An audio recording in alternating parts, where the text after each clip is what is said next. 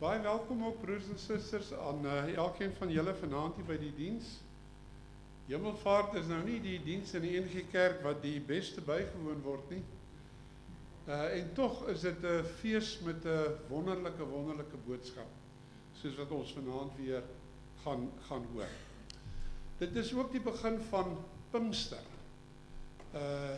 Ons begin vanaand en dan Sondagoggend en dan Maandag tot Donderdag aand en weer die laaste Sondag. Die fokus hierdie jaar gaan oor Pinkster, maar ons gaan fokus daarop dat een van die groot goed wat die Heilige Gees doen, hoekom Jesus hom uitgestort het, is om ons uit te stuur as getuies van die Here. So ons gaan nou elke aand, ek gaan vanaand 'n bietjie begin daarmee, maar ons gaan elke aand die klem val op hierdie getuienisstaak wat die kerk gekry het. En dan kan ek nou al sê, Donderdag aand gaan vir ons 'n belangrike aand wees. Maandag tot Donderdag is in die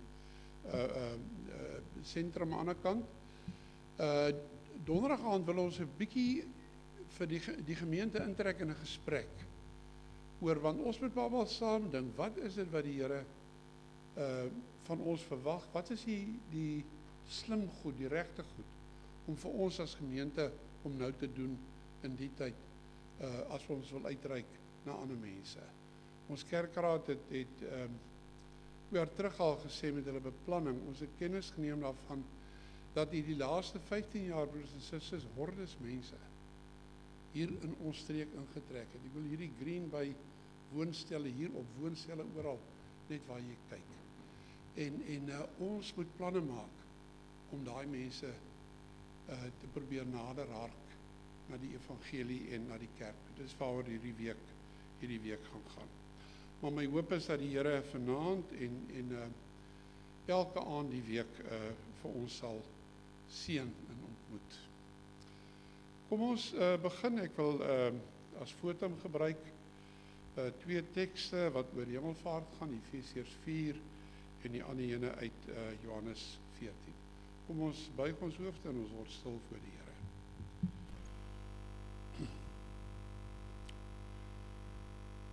Die een wat neergedaal het, Jesus Christus, is ook die een wat opgevaar het, bo alle hemelruimtes uit, om alles, die ganse wêreld, met sy teenwoordigheid te vul. En Jesus sê in Johannes 14, ek sal julle nie as weeskinders agterlaat nie. Nog 'n klein tydjie, dan sien die wêreld my nie meer nie. Maar julle gelowiges, julle sien my, omdat ek lewe en julle sal lewe. Amen. Geliefdes, ek groet julle vanaand in die naam van die drie-enige God. Ek groet julle in die naam van die Vader, wat sy Seun vir ons gegee het. Ek groet julle in die naam van Jesus Christus, die Seun wat gekom het vir ons geleef het, vir ons gelei het, vir ons gesterf het en vir ons opgestaan het. En ook vir ons opgevaar het na die hemel om te sit as Here en Koning aan die regterhand van die Vader.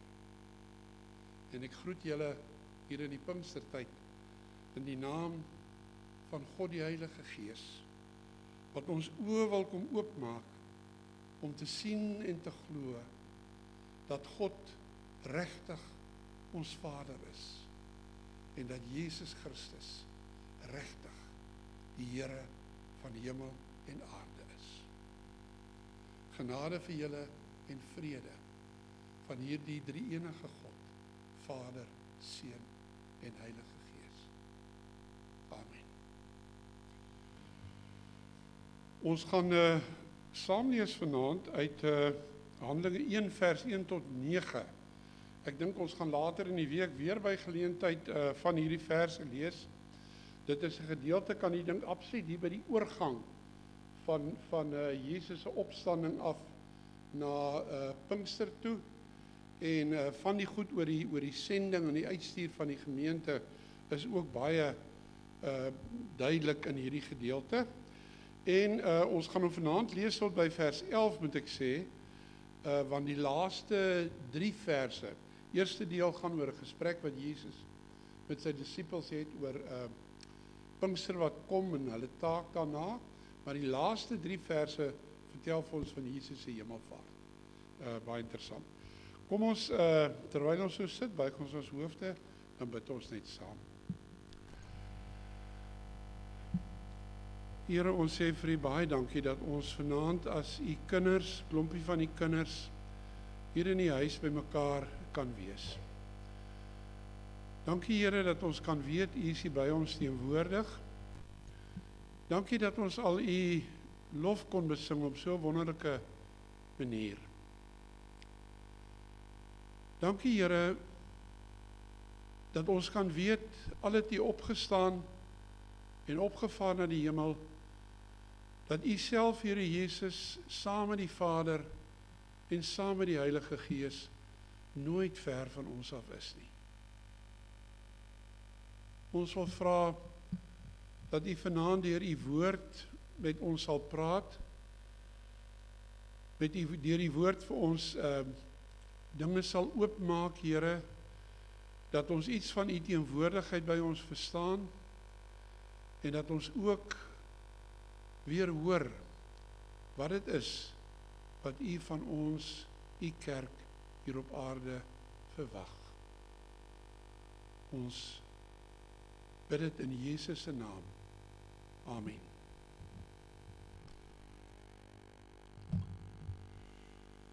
Kom ons lees Handelinge 1 van vers 1 tot 11. My eerste boek, Theophilus, het ek geskrywe oor alles wat Jesus gedoen en geleer het. Julle weet nou, dis 'n verwysing na Lukas. Lukas, wat die evangelie geskryf het, het ook die boek Handelinge geskrywe. So hier verwys hy nou na die eerste boek wat Lukas is. Oor alles wat Jesus gedoen het, van die begin af tot by die dag van sy hemelvaart. Voordat hy in die hemel opgeneem is, het hy deur die Heilige Gees bevele gegee aan die manne wat hy as apostels uitgekies het. Na sy dood het hy aan hulle met baie onbetwisbare bewyse ook getoon dat hy lewe, regtig lewe, opgestaan het uit die dood. In die loop van 40 dae het hy by verskeie geleenthede aan hulle verskyn en met hulle oor die dinge van die koninkryk van God gepraat.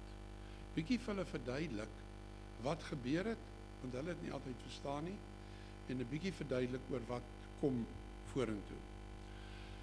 Terwyl hy 'n keer saam met hulle aan tafel was, het hy hulle beveel, moenie van Jerusalem af weggaan nie, maar bly wag op die gawe wat die Vader beloof het, soos julle van my gehoor het. Johannes het wel met water gedoop, maar julle sal binne 'n paar dae met die Heilige Gees gedoop word. Toe hulle 'n keer weer bymekaar was, het hulle vir Jesus gevra, Here, is dit nou die tyd dat U die koninkryk vir Israel weer gaan oplig? Onthou hierdie vers, ek gaan net daarna toe terugkom. Hy het hulle geantwoord, dis nie vir julle om die tyd en omstandighede te weet wat die Vader in sy eie mag bepaal het nie, maar julle sal krag ontvang, wanneer die Heilige Gees oor julle kom, en julle sal my getuies wees in Jerusalem, sowel as in die hele Judea en in Samaria en tot in die uithoeke van die wêreld. Nadat hy dit gesê het, kom die stukkie oor die hemelvaart nou, is hy opgeneem terwyl hulle dit sien, en 'n wolk het hom weggeneem. Sommige net oor die wolk sê, interessante ding al, in die Ou Testament, sal julle onthou op 'n hele paar plekke, was die wolk nie 'n teken van God se afwesigheid nie, maar 'n teken van God se teenwoordigheid. Here het dikwels vir die volk 'n wolk gegee, om te verstaan, hy's in die wolk, en baie naby aan hulle. Hulle ook nou verstaan, Jesus raak nie net weg nie, hy verdwyn in 'n wolk. Terwyl hy weggaan, het hulle nog stip na die hemel bly kyk. En toe daar skielik 2 mans in wit klere by hulle gestaan. Die sê toe vir hulle, Galileërs, waarom staan julle so na die hemel en kyk? Hierdie Jesus wat van julle af na die hemel toe opgeneem is, sal net so terugkom soos julle hom na die hemel toe sien opgaan het. Ons lees tot daartoe. Ek het net al gesê, broers en susters, dat van al die Christelike feesdae is Hemelvaart seker die een wat die slegste verstaan word. Gemeentes sukkel om dit te vier en ons Christene sukkel selfs soms om dit te onthou net, dat dit nou donderdag Hemelvaart is. Die rede hiervoor is dat, ek dink op die naam af, Hemelvaart nogal klink na antiklimaks van die wonderlike verhaal van Jesus.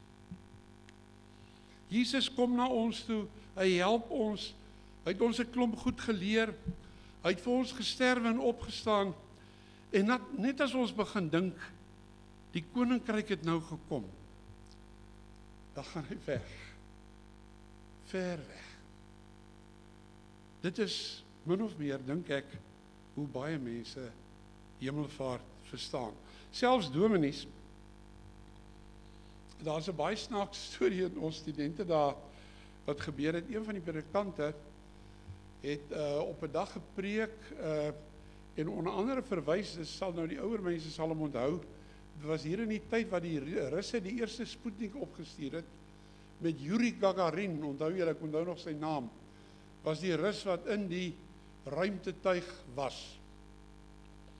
En hy het nou 'n rit gemaak en hoër op as wat aanhoudings gewoonlik was. En toe hy teruggekom het, hy is nou kommunis gewees, het hy gesê, terwyl hy daar bo was, het hy nou 'n bietjie rondgekyk, en hy moet sê, hy het God glad nie gesien nie, hy het ook nie die hemel gesien nie, waar hy was nie. En toe die dominee van ons gesê, hy was 'n bietjie ontsteld oor die Rus, wie is hierdie Rus, om te dink hy kan so praat, en voeg hy toe aan die einde toe, en hy was ook nie eens baie hoog op nie.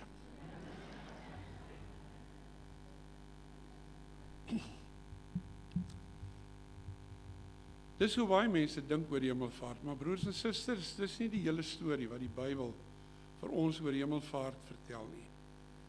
Hemelvaart is nie die einde van Jesus se pad nie.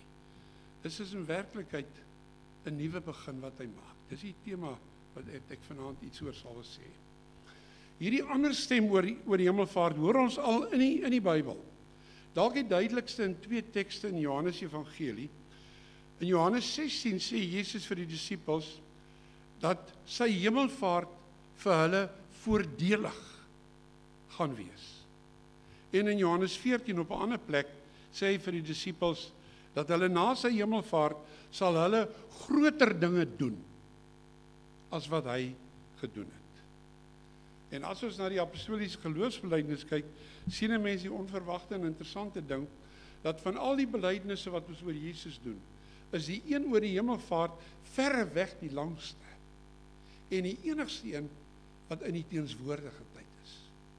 Ander verwys na wat Jesus 2000 jaar terug gedoen het, wederkoms verwys na wat hy gaan doen, maar wat rondom die hemelvaart gesê word, is wat hy nou besig is om te doen. Dit alles sê net vir ons, dat ons versigtig moet wees, om te gou te dink, die hemelvaart was 'n antiklimaks. Nou vriende, as daar meer aan die hemelvaart sit, waar kom die misverstand oor die hemelvaart dan vandaan? Ek het nogal gedink, die week wat ek nou weer na die goed gekyk het, ek dink ons het die fees dalk 'n verkeerde naam gegee. Want weet jy, die hemelvaart gaan nie in die eerste plek oor die hemelvaart van Jesus nie. Die Bybel sê, hy het opgevaar en toe gaan sit aan die regterhand van die Vader as koning en Here van hemel en aarde. Dit is ook hoekom die apostoliese geloofsbelijdenis 'n punt oor die hemelvaart langer is, want dit is eintlik hierdie 2 goed wat gesê word. Hy het opgevaar en hy het gaan sit aan die regterhand van die Vader as die Here en koning. Dit gaan nie oor die hemelvaart nie. Op hemelvaart gaan dit eintlik oor die troonsbestuiging van Jesus, kan ons sê. En julle, dis 'n verskriklik belangrike deel van ons Christelike geloof. Dat Jesus nie net na ons toe gekom het nie, nie net vir ons geleef en gesterf en opgestaan het nie, maar dat hy ook vir ons nou die Here is, wat kan sê, Matteus 28, aan my is alle mag gegee in die hemel en op aarde. En ek hou julle in my hand, en niemand sal of kan julle uit my hand ruk nie. Dis omdat hy die Here is, dat hy dit kan sê. Ons hou uit hier nou, soms met moeilike omstandighede, omdat ons glo dat Christus regeer, en dat alles uiteindelik reg en goed sal eindig. Dit is waaroor hierdie dag gaan. Ons kan Christus maar glo en hom vertrou. Hy wil ons nie net bewaar en seën nie, hy kan en hy sal dit doen. Ons moenie daaroor twyfel of bang wees nie.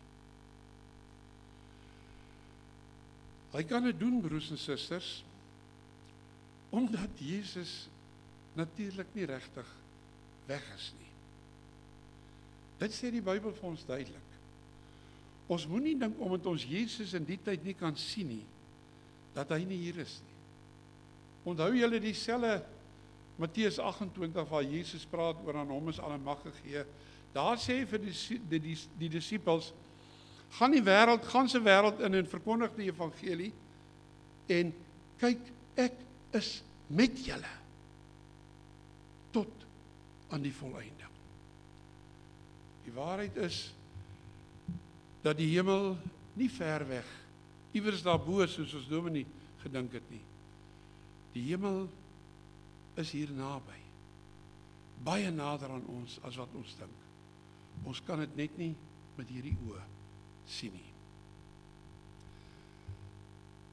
Maar broers en susters, daar's nog 'n baie goeie en interessante, verrassende rede vir die hemelvaart van Jesus. Ek gaan eintlik 3 redes vir die noem. Tweede ene nou. Die Bybel sê dat wat met die hemelvaart gebeur, ons eintlik amper kan, as ons nou praat oor 'n verhoogstuk wat opgevoer word, die evangelies is die verhaal waar Jesus sentraal op die verhoog was, die hoofspeler, en waar hy 'n klomp goed gedoen het wat ons weet uit die evangelies uit. Maar as die verhaal aangaan in Handelinge in die res van die Nuwe Testament, en ons lees die derde verhaal, groot verhaal, wat die Bybel vir ons vertel oor God, dan maak Jesus die verhoog leeg. Hy is nou op die kante, gee raak heeltyd en is by ons, sodat u en ek op die verhoog kan kom. Dit is wat met Pinkster gebeur. Dit is nou ons beurt, ons tyd, om op te tree en te speel. Ek wonder of jy dit gehoor het in die hemelvaart verhaal wat ons gelees het vanaand. As die disippels by die hemelvaart van Jesus staan daar, dat hulle lank staan en tuur het na Jesus wat in die wolk verdwyn het. En dan word ons die engel sê vir hulle, okay julle kan nou maar ophou kyk en kyk, die werk moet nou begin. Draai om en gaan terug, julle het werk gekry. Begin daarmee. En in Handelinge 1 vers 1 tot 8, as die disippels vir Jesus vra, en Here, u het nou gekruisig en opgestaan, ons wil net hoor, wanneer gaan u nou hierdie werk van u klaarmaak en die koninkryk aanbring? Dan sê Jesus vir hulle, nou is dit eers julle tyd. Julle gaan die Heilige Gees ontvang, en dan gaan julle my getuies wees in Jerusalem, Judea en tot aan die eindes van die aarde. Dis 'n wonderlike ding wat hier gebeur. Jesus het ons nie net kom red uit ons moeilikheid nie. Hy dink, hy kan en wil ons ook gebruik om hom te help met sy werk. Ons kan met die evangelie uitreik na ander en hulle help om vrede met God en vreugde in die lewe te vind. Dis 'n ongelooflike voorreg en dit is die saak waaroor ons hierdie Pinkster sal wil praat. Dit is iets wat ons leraars gedink het, ons dink Dit is wat die Here ons roep om nou in die volgende paar jaar mee besig te wees. Ek wil kom by die derde wonderlike ding wat met hemelvaart gebeur. Ons het nou gehoor die Here wil ons uitstuur om sy getuies te wees. Maar broers en susters, nou ken hy ons, selfs beter as wat ons onsself ken. En hy weet dat al sal ons so vinnig opgewonde raak oor hierdie groot voorreg en wil wegspring en begin daarmee, weet hy dat ons maar swakkerig is en nie die werk in ons eie krag sal kan doen nie. Ons hoor dit as hy hier in Handelinge 1, ook in Lukas 24 vir die disippels sê, moenie te gou wil wegspring nie, julle gaan vasval, julle gaan die ding opmors. Wag in Jerusalem totdat julle met krag uit die hoogte toegerus is, dan kan julle begin. Ons weet dat Jesus hier praat oor Pinkster en oor die uitstorting van die Heilige Gees. Ons gaan die week praat oor die Heilige Gees en oor hoe die Heilige Gees ons bystaan en help om die opdrag van Jesus uit te voer. Soms as die Gees werk, broers en susters, is dit dramaties. Soos op Pinksterdag, tale en wind en vuur. Ons hoor ook, ons weet van sulke herlewings in die geskiedenis van die kerk. Maar kan ek nie sê meestal, ek wil sê 90% van die tyd, werk die Gees stil. Amper het Jesus in Johannes 3 gesê, soos 'n wind, wat jy nie kan sien nie, maar jy hoor net so nou en dan sy geluid. Ons kan weet of dit dramaties gebeur of stil gebeur, wat ons kan weet, daar's altyd krag in die werk van die Gees. Die Gees, sê die Bybel, maak lewend en werk met krag. Daarom hoor ons, kan ek 'n paar goed sê, dat op Pinksterdag 3000 mense tot bekering kom. Petrus, wat Jesus voor Pinksterdag verloon het, nie eers voor vroue kon erken dat hy 'n disipel van Jesus is nie, preek na die uitstorting van die Heilige Gees op Pinksterdag en 3000 mense kom tot bekering. In die eerste 4 eeue van die kerk se geskiedenis groei die kerk met niks. Daar was vir 4 eeue het die Christelike kerk nie 'n kerkgebou besit nie. Maar hulle groei, sodat na 4 eeue dit die vinnigst groeiende godsdienstbeweging ooit in die geskiedenis was. En dit word die staatskerk van die bekende wêreld van destyds. Na die 18de en die 19de eeu se sending uitreike, bereik die evangelie die ganse wêreld nou. Daar's nie lande in die wêreld waar daar nie Christene is nie. En kan ek sê, broers en susters, iets wat ons vergeet, van ons eie mense, het hier in die 19de eeu, 20ste eeu, van Suid-Afrika af hier opgetrek in Afrika, om die evangelie te gaan verkondig. Zimbabwe, Zambië, Malawi, Kenia, Nigerië, Tief, Sudan. Van die groot kerke in Afrika vandag, is kerke wat begin is deur Afrikaanse mense. Botas en Nels en van der Merwes. Afrikaanse mense wat die Gees se roepstem gehoor het en gehoorsaam het. En kenners sê vir ons dat die 20ste eeu alreeds daar begin, maar ook hierdie eeu waarin ons nou is, waarskynlik die eeu vir Afrika is. Daar is 'n interessante statistiek wat ek oor Afrika kan noem, ons het nie tyd daarvoor nie, maar kan ek sê oor Suid-Afrika. In 1910, 115 jaar gelede, was onder die swart populasie van Suid-Afrika op daai stadium net 23% van die swart bevolking van Suid-Afrika het aan Christelike kerke behoort. Nie 1/4 nie. 80 jaar later, 1990, was daai 23% op na 73. En die nuutste statistiek sien ek is nou oor die 80. Broers en susters, baie van die swart mense, wat ons sien met wie ons te doen kry, is gelowiges. Ek werk die laaste 10 jaar onder mense in Khayelitsha. Wonderlike Christene. Arm, maar probeer die Here dien met absolute toewyding. En dis jammer, dis 'n armoede by ons, dat ons nie meer kontak het met daai mense nie. Ons kla baie keer, dit voel vir ons, waar is die Here? Die Here doen niks nie. Terwyl die Here hier onder ons neuse besig is om wonderlike werk te doen. Kan ek sê, ons wil die week praat oor getuienis, dat Christene moet getuig. Dis nie asof dit iets is wat ons nou moet begin doen nie. Dit gebeur al vir 20 eeue. En die Christelike kerk is 'n reusagtige groot kerk. Die Gees is nou, terwyl ons hier sit, op hordes ander plekke, besig om sy werk te doen en om mense in te bring na Christus. En hy nooi vir een vir my om deel te word van daai beweging. Daarom, broers en susters, ek kom by my laaste punt, sê ek, die hemelvaart van Jesus was nie die einde van 'n belowende pad nie, maar die begin van 'n nuwe pad.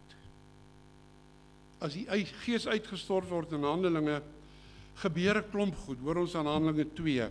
Daar's 'n rukwind, 'n geweldige geluid, tonge van vuur wat op die mense gaan sit, en mense wat in allerlei verstaanbare tale begin praat, wat 'n teken is van hoe die Here die kerk sal help om die evangelie te verkondig in alle tale aan alle mense. Ons hoor nog 'n interessante ding, dat Petrus vir Joël, die profeet uit die Ou Testament, aanhaal, wat gesê het dat in die tyd van die Heilige Gees, die Here die Gees nie meer net sal gee, net vir sekere uitgesoekte leiers nie, maar dat die Gees gegee word aan almal. Almal van ons het die Gees ontvang.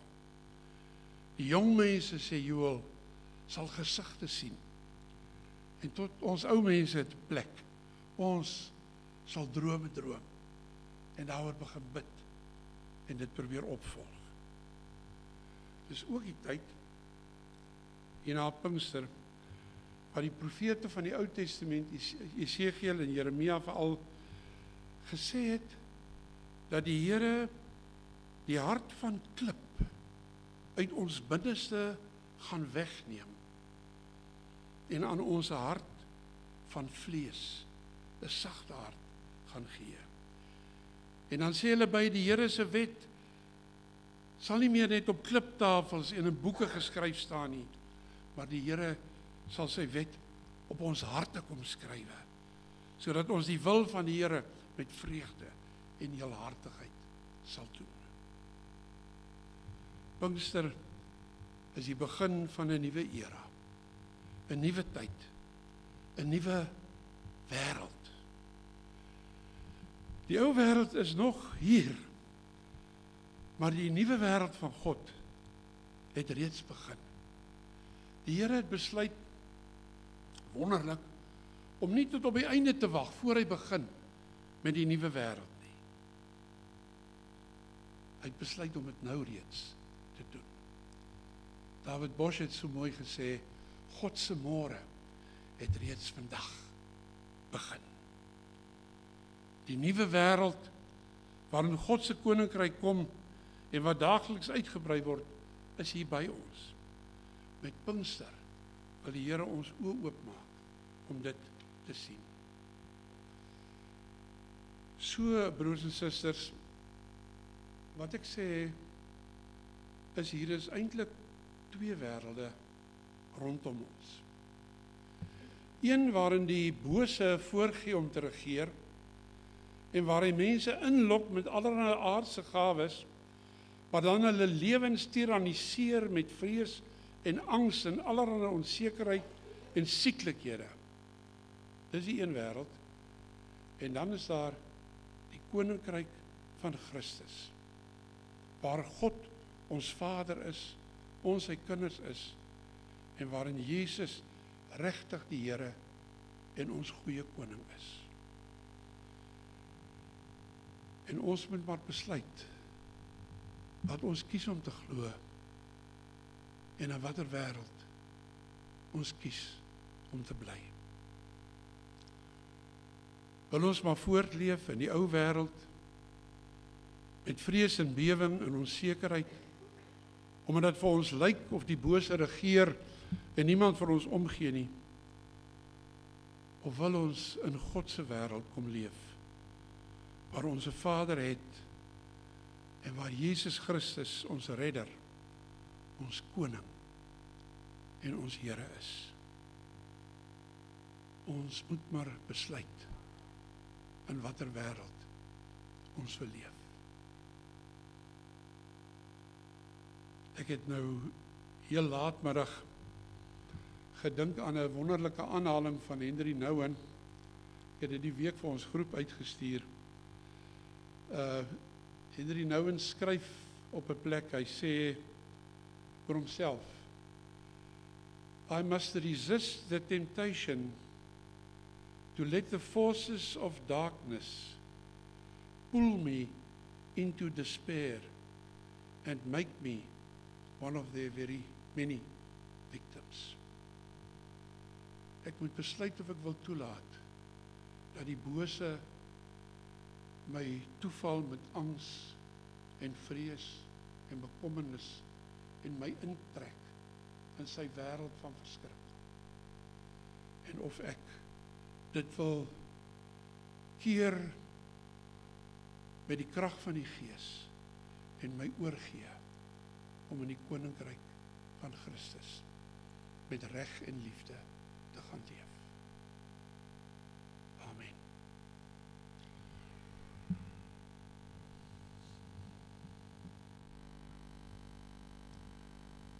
Here God,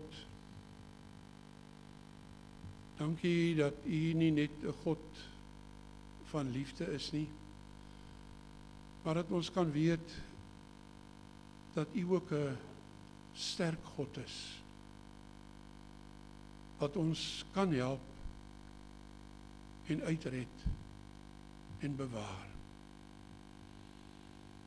Dankie Here Jesus dat U as 'n teken van U oorwinning gaan sit het aan die regterhand van die Vader. En dat ons kan weet dat U nou regeer oor hemel en aarde. Ons weet, Here, dat U nog sekere goed toelaat. U weet, Here, daar gebeur goed wat ons nie altyd verstaan nie. Maar dankie dat ons kan glo en kan weet, U is die koning, die tye van ons wêreld, maar ook elkeen van ons persoonlike tye is in U hand. En help ons dan, Here, as ons dit glo, dat ons die tyd wat U vir ons hier op aarde gee, sal gebruik nie om te bou aan ons klein koninkrykies wat in elk geval gaan vergaan nie, maar om, Here, saam met U te bou aan U koninkryk. Here, ons wil kom bid vir hierdie Pinkster wat voor ons lê. Here, ons hoor hierdie boodskap dat ons uitgestuur word, en ons kyk rondom ons en ons sien baie mense, van wie ons nie weet waar hulle met U staan nie. Here, help vir ons om ons kerk se deure oop te maak. Help vir ons om so te lewe, dat hierdie mense die lig wat van die gemeente uitgaan, sal sien en aangetrek word na die gemeente. En help vir ons, Here, om so begeesterd te wees met die boodskap van Jesus. Dat ons ook in ons persoonlike lewens dit elke dag sal leef en dat ons die geleenthede sal raak sien wat U vir ons gee om met liefde uit te reik na mense. En as ons die kans kry, ons getuienis oor U te lewer. Ons wil kom vra, Here, dat U ons gemeente sal besoek en sal seën in hierdie Pinkstertyd. In Jesus se naam. Amen.